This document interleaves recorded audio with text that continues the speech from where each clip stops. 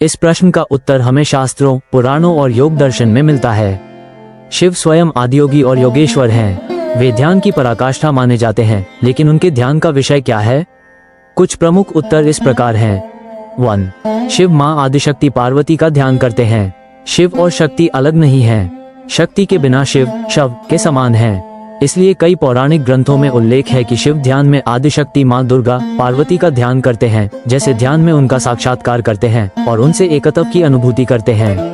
2. शिव ब्रह्म का ध्यान करते हैं। पर ब्रह्म शिव को निराकार ब्रह्म का साक्षात स्वरूप भी माना जाता है, लेकिन योग की दृष्टि से वे उस परम तत्व का ध्यान करते हैं जो सृष्टि से परे है, जिसे परब्रह्म या सच्चिदानंद कहते हैं। 3. शिव अपने भीतर की चेतना का ध्यान करते हैं। स्वध्यान योग और तंत्र मार्ग में माना जाता है कि शिव ध्यान की स्थिति में स्वयं का ध्यान करते हैं, अर्थात वे अपने आत्मस्वरूप में स्थित रहते हैं।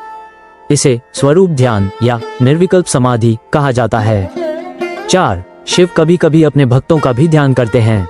भक्ति परंपरा में ये भी कहा गया है कि जब कोई भक्त अत्यंत श्रद्धा और प्रेम से शिव का स्मरण करता है तो शिव स्वयं उसके कल्याण के लिए ध्यान लगाते हैं। संक्षेप में, शिव के ध्यान का कोई एक सीमित विषय नहीं है। वे मां शक्ति, ब्रह्म, आत्मा और भक्त सभी में रमण करते हैं।